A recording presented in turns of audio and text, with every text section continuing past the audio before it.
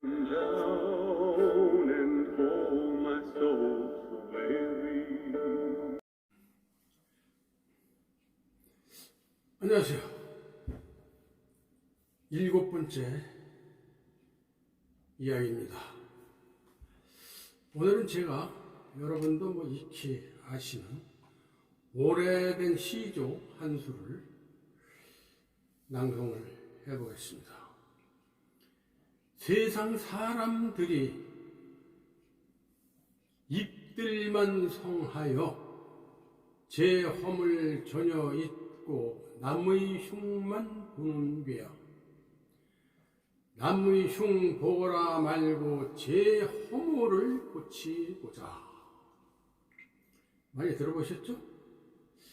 조선 16대 인조왕의 셋째 아들 인평대군, 그러니까 효종의 친동생이 400여 년 전에 지은 시인데 요즘 아주 딱 들어맞는 시조인 것 같습니다. 특히 내로남불을 지적하는 맞춤 시인 것 같습니다. 정치와 종교적인 이야기는 가급적 제가 안 하려고 합니다만, 제가 선거권이 주어진 이후로 한 번도 투표를 안 한 적이 없습니다. 그런데 이번 대통령 선거를 앞두고 이렇게 말싸움을 치열하고 치사하게 하는 것은 처음 겪는 일인 것 같습니다. 물론 미디어의 발달로 인해서 실시간 정보를 접할 수 있는 영향도 크겠지만, 이건 대통령을 뽑는 건지 말꼬리 잡기 대회를 하는 것인지 아니면 흠집내기 대회인지 참 한심하기도 하고 우라통이 터지기도 합니다. 내세울 것이 없어서 타 후보의 약점이나 물고 들어줘야 할 형편이라서 그런지 모르겠습니다만은, 국가의 백년대계를 이어갈 정책 제시나 국민에게 희망을 주는 아름다운 말들은 실종되고, 검증이라는 미명 아래 미주알 고주알 양 다 들춰내서 인격 살인을 하고 있습니다. 당사자 아닌 사람들이 한술 더 뜨고 있어요. 한 건 해서 다음에 한 자리 하려고 하는 건지는 모르겠습니다만은, 경쟁적으로 아주 굶주린 하이에나가 돼서 핥히고 물어뜯습니다. 말 그대로 이전 투구의 양상을 보이고 있죠. 그 사람들은 모두 한 자리씩 하는 소위 사회 지도층 인사들 아닙니까? 아무리 선거에 이겨야 한다지만 서로 수단과 방법을 가려가면서 하는 경쟁은 불가능한 것인지 그 사람들한테 물어보지 않을 수가 없어요. 정치하는 사람 입장에서는 참 철없는 소리 하고 있다. 세상에 뭐 먹고 나이 먹었느냐고 할지는 모르겠으나, 저도 선거 전략에 네거티브 전략이라는 게 있다는 정도는 압니다만 이건 아니지 않나 싶습니다.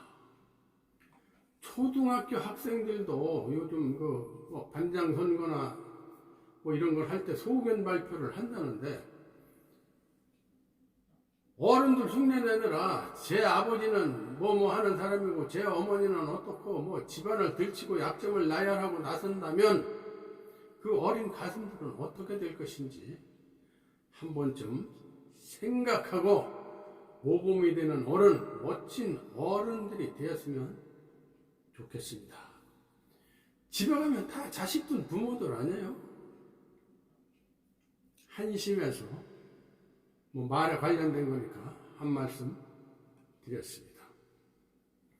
이 언어는 마음과 생각을 변화시키죠.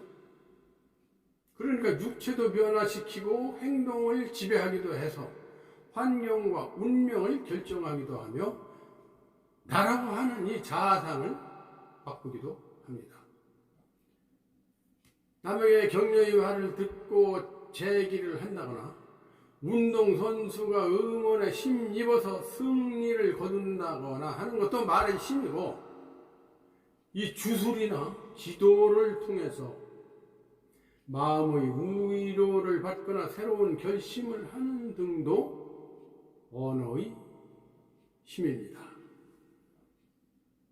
그렇다면 언어는 본능이냐 교육이냐를 두고 학설이 양분돼 있습니다.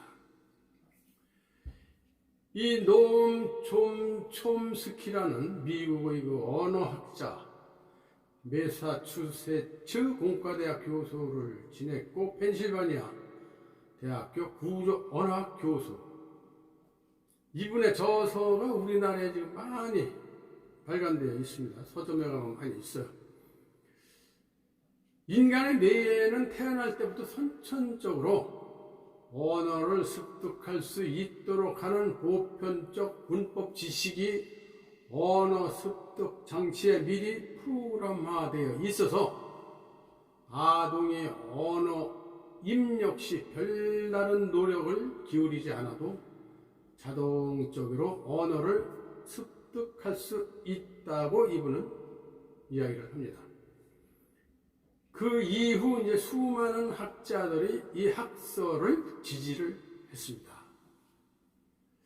그래서 언어는 사회문화적 현상이 아니라 인간 안에 내재된 본능이라는 것이죠.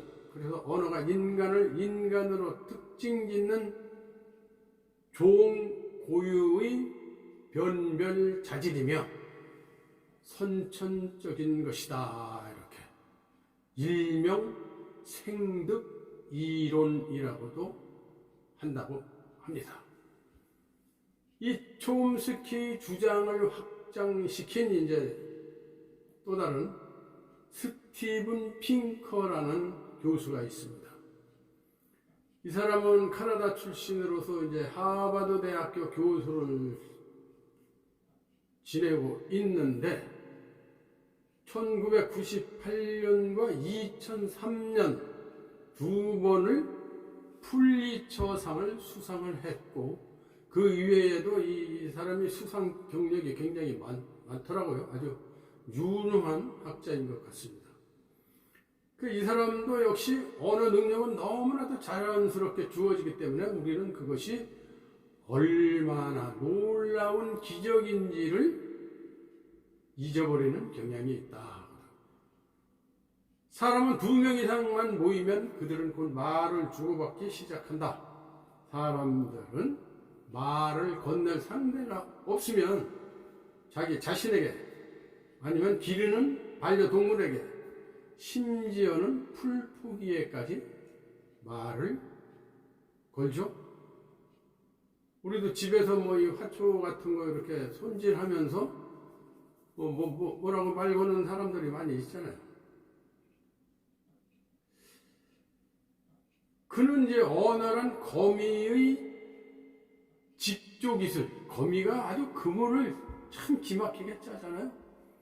그리고 박쥐의 음향 탐지 능력같이 진화상의 그 오랜 적응 과정을 거쳐 생겨난 하나의 본능이라며 지구상에 존재하는 수천 개의 언어에는 보편적인 심층 구조가 있으며 이것이 문법 유전자에 입력되어 있다고 합니다.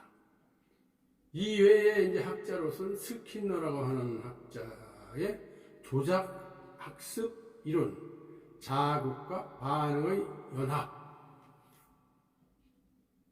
반브라의 사회학습 이론, 그러니까 타인의 언어 행동을 관찰하고 모방함으로써 얻어진 결과라는 등등이 이 본능이냐 아니면 학습이냐의 양갈래 이론이 있다고 하는 것을 참고적으로 말씀을 드렸습니다.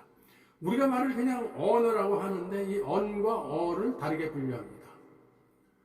언은 말씀 언자잖아요. 말씀 언, 화기애애할 은자로도 읽습니다만은 내가 하는 말, 자기 주장 있는 그대로 사실을 진술, 감정 등 표현 기능이라 하고 말씀 어는 수용 기능이라고 합니다. 상대가 묻는 말에 대답하거나 대화를 하거나 담론하는 것으로 구별을 합니다마는 가는 말이 언이고 오는 말이 어로 두 가지 기능이 조화롭지 못하면 의사소통에 장애가 발생하는 것이죠. 사람들이 대화 도중에 이제 의사소통이 원활하지 못하여 애를 먹거나 경우에 따라서 큰 소리로 다투기도 하는 원인이 바로 이 언어의 기능이 조화롭지 못하기 때문입니다. 우리가 이 식당이나 뭐 술집에 가면은 말다툼하는 사람 자주 목격이 되잖아요. 그 모든 분쟁의 99%는 커뮤니케이션 부족에서 비롯된다. 이거는 다른 언어학자인 러셀 웹스터가 한 말이라고 합니다. 특히 서로가 번갈아가면서 언과 어를 교류하는 게 아니라 각자가 제 말, 언만 할 뿐 남의 말은 전혀 수용하지 않는 경우 이제 언어의 기능이 상실되고 마는 것이죠. 결국 말을 사실에 맞게 정확하게 구사하는 것도 중요하지만 남의 말을 경청해서 그걸 통하여 전달하려는 상대방의 의사가 제대로 수용되게 하는 일이 매우 중요하다는 것이죠.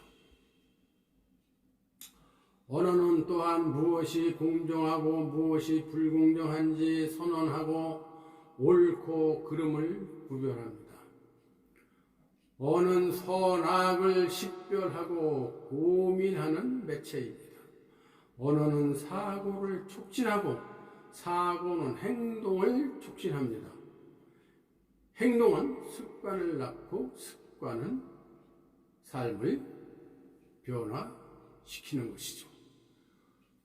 좋은 말을 남에게 베푸는 것은 배나 비단옷을 입히는 것보다 따뜻하다. 이렇게 제가 아는 순자 씨의 말이 아니고 성악설을 주창한 중국 전국시대의 순자의 말입니다.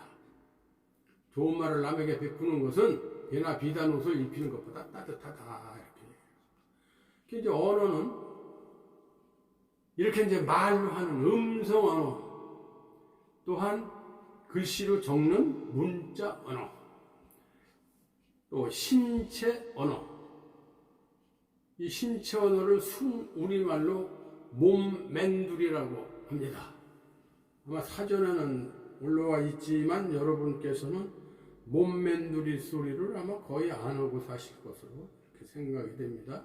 영어로 제스처, 바디 랭거지 이렇게 이제 하는 거에 신체 언어 이렇게 세 가지로 분류를 할 수 있습니다. 그래서 이 언어하는 이 말씀언과 말씀어가 이제 포함되는 그 단어를 이렇게 나열을 좀 해보면 언행, 언론, 언명, 언급, 언질, 언약, 언성, 언동, 언설, 언변, 언명, 언도. 그리고 뒤에 오는 것으로는 뭐 감언, 고언, 극언, 금언, 방언, 발언, 망언 요새 많이들 하죠. 무건, 비언, 부언, 선언, 실언, 첨언, 허언 등이 있고, 이제 대표적인 사자성어로는 감언, 이설, 교원, 영색, 다언, 삭궁. 말이 많으면 궁해진다. 어루, 어자가 들어가는 이 또 남말에는 어감, 어록, 어휘, 어원, 어조. 그리고 뒤에 이제 어자가 붙는다면은 고어, 구어, 문어, 언어, 표준어 등등이 뭐 있는 거를 제가 참고적으로 말씀을 드렸습니다. 근데 21세기는 지식과 정보화의 시대다 이렇게 얘기를 하죠. 이제 정보라는 것은 날거죠, 날거.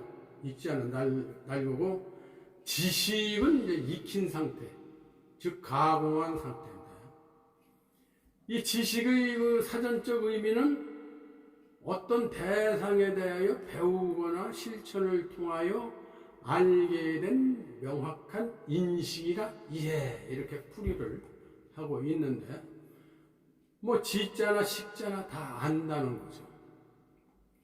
그래, 이 지식이라는 글자를, 이제 이 한문을 파자를 하면 따로따로 띄어나 보면은 화살시의 입부자로 구성이 되어 있어요. 그래, 이게 회의문자인데,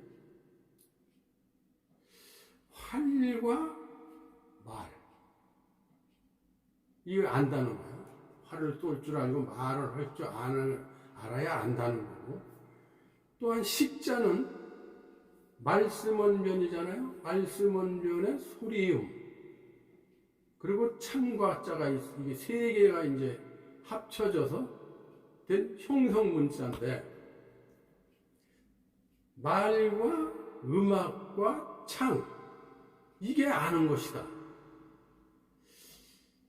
그러면 이게 7, 8천년 전에 만들어 놓은 글자인데, 뭐 창과 활은 사냥을 해야 되니까, 수렵시대에 사냥을 해서 살아야 되니까 우선으로 쳤다고 하지만,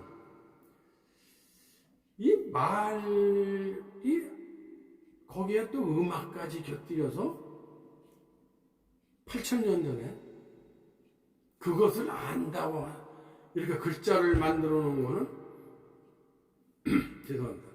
제 머리는 도저히 이게 이해가 안 가요. 지금 같으면 뭐 21세기는 지식과 정보의 사회다니까 말주변이 있어야 되고 음악도 알아야 되고 이것저것 다 알아야 한다고 치지만, 이 7천년, 8천년 전에 도대체 이게 음악과 이 말이라는 게 왜 어떻게 그렇게 중요했었는지 이해가 안 되는 부분입니다. 근데 세상에서 돌이킬 수 없는 세 가지를 꼽으라 그러면 입에서 나간 말, 방금 말씀드린 화살, 흘러간 세월, 물론 뭐 지나가고 나서 되돌릴 수 없는 건 많죠. 버스 지나가는데 손들어도 안 들어가고, 물론 아까 물도 흘러가면 끝이고 뭐 이렇게 많은데, 거기에 제일 우선으로 꼽은 게 입에서 나간 말은 되돌릴 수 없다. 그러니까 옛날부터 말 조심해라, 말 조심해라, 그게 누구나에 있어요. 또한 매력적으로 자신을 드러낼 수 있는 말에는 예의 바른 말, 진심을 담은 말, 열정을 표현하는 말, 그러니까 거기에 유머가 곁들여진다면 아주 금상첨화라고 할 수 있습니다. 그리고 또 말의 세 가지 부류. 첫째는 말씨. 우리가 말의 씨가 된다는 말은 뭐 눈에 듣는 말이죠. 말로 좋은 씨앗을 뿌리는 사람이에요. 넌 장군갑니다. 아기를, 튼튼한 남자아이를 보면 넌 장군갑니다. 여자아이가 이쁘면은, 야, 넌 이 다음에 미스 코리아 되겠다. 뭐 이렇게 덕담으로 하는 소리지만, 이걸 듣는 본인은 굉장한 큰 힘이 되는 거예요.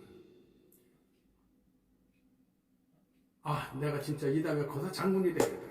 아, 난 미스 코리아가 되겠다. 이러한 인식을 하게 되는 거죠.